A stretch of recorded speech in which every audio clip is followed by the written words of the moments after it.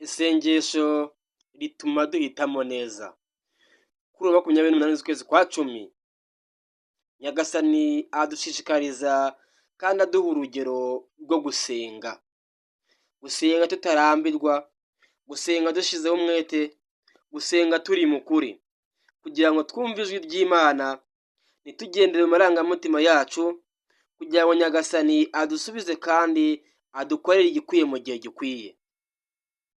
Turareba Nyagasani tubwira ngo yaraye ijoro asenga kugira ngo atoranye intumwa 12. Yari afite intumwa nyinshi, ariko kugira ngo akuremo iz'ingenzi 12 yarayasenga, kugira ngo roho Nyagasani amuhe guhitamo neza. Natwe rero uyu munsi tuvuga gusenga mbere y'ibintu byose, mbere yo kujya mu kazi, mbere yo gushaka akazi, mbere y'imihamagaro tujyamo iyo ari yo yose, kugira ngo twumve ijwi rya Nyagasani, kugira ngo twumve icyo Nyagasani aduhitiramo we ubwe, kuko icyo Nyagasani ashaka nicyo gikwiye gukorwa. Uko twebwe icyo dushaka duharanira inshuro nyinshi n'amarangamutima yacu n'agahinda kacu n'ibibazo byacu, bituma isengesho tuvuga ritarenga intambwe, kuko tugendera mu marangamutima yacu. Nitwumva ukuri ko Nyagasani adushakaho, nitwumve Nyagasani Yezu Kristo aduhamagarira, nitwumve rya jwi Nyagasani Yezu Kristo atubwira.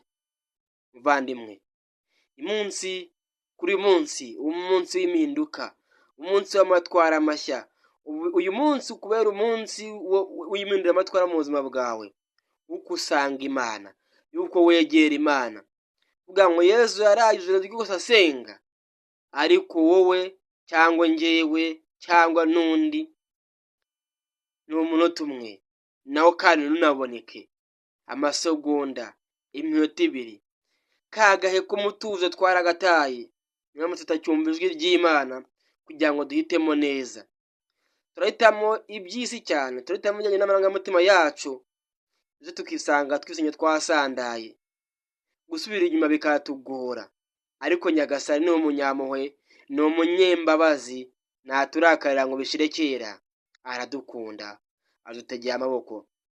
Haguruka rero nawe utere intambwe, utere ikiganza, utere ikintu cya Nyagasani Yezu Kristo, maze nawe uha umwanya isengesho rya mbere. Isengesho riba ikintu cya mbere mu buzima bwawe. Mu Rwanda dufite abari kujya mu rwego rw'abahire, dutabona abagaragu ba Nyagasani ubu ngubu, ba Rugamba Sipiriyani, Dafroza n'abana bari kumwe nabo. Si uko ari ikindi, bimitse igihe cyarageze bimika isengesho mbere ya byose. Isengesho mbere bituma Nyagasani abaha umugisha, abakoreramo mu gushinga umuryango wa community. Nyagasani abakoreramo, abateza intambwe, nuko mbere ya byose babanzaga kubaza Imana. Nawe uyu munsi byakugendekera gutyo, nawe uyu munsi byose byahinduka, nawe uyu munsi iyo utanga ufite agahinda, akababaro muri wowe, uyu munsi byahinduka. Iyo utanga ufite ibibazo byarakurenze, ufite imanza mu rukiko, uyu munsi byose byahinduka. Aho ubona ko kubereye ibibazo, ko kubereye inzigo, ko kubereye urwango, uyu munsi byose byahinduka. Usenze ugafata umwanya wo gusenga, kagaye kawe kanini ko guhora mu nzanga, ko guhora mu ntonganya, ako gahe ganini ufata ukagaharira Imana. Twiha akanya gato Imana, nk'uno dufata umwanya munini cyane ducira imanza Imana byitadukoreye, ahubwo dufata uwo mwanya munini twajyaga dutakaza tuvuga ibitari byo, tuvuga iby'Imana, tugendane n'Imana, dusenga Imana, kandi Imana iratwumva. Uyu munsi Imana ishaka kuguteza intambwe kugira ngo wumve ubwo buryohe bw'ibyishimo, wumve iyo ntambwe y'amahitamo Nyagasani agiye kugushoboza. Kuko kuri twebwe ntacyo twakwishoboza, ariko tumwemerere, dufate ako gahe k'isengesho rihoraho, tukaronyeremo inema. Hari umutagatifu Padiri Sesitaki, mu gihe cy'Imana yaramubonekeye, amwereka byinshi by'abadayimoni aharanuka mu ijoro agwa hasi, avuga ngo musabe kugira ngo aya madayimoni ahagarare. Padiri aramubwira ati si ko mubibona mwebwe mwabihagaritse? Aramubwira ngo isengesho ni ikintu ngombwa kandi ntatsimburwa Imana yategetse kugira ngo mwene muntu aboneremo inema. Bisubiremo, yaramubwiye ngo isengesho ni ikintu ngombwa Imana yategetse kugira ngo umuntu aboneremo inema, kugira ngo tuboneremo inema ntagatifuza. Nyagasani Yezu Kristu nawe isengesho yarigize mbere, ntacyo ajya gukora cyose atabanza isengesho, ntacyo yavugaga naho yajyaga atabanza isengesho, ngo Roho Mutagatifu koko amugumemo, koko bagendane aho ari hose, kuko yumvaga ko agomba gukora ugushaka kwa Data uri mu ijuru, atari kubwe ariko bwa Roho Mutagatifu wamusendereyemo. Natwe rero twige gushimira, twige gusenga kugira ngo dutsinde ibitugora.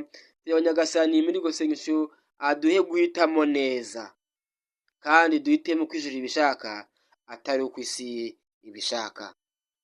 Ukuri niyo kwawe bagutera umugeri uyu munsi, hari umunsi uzagera kukigaragaze.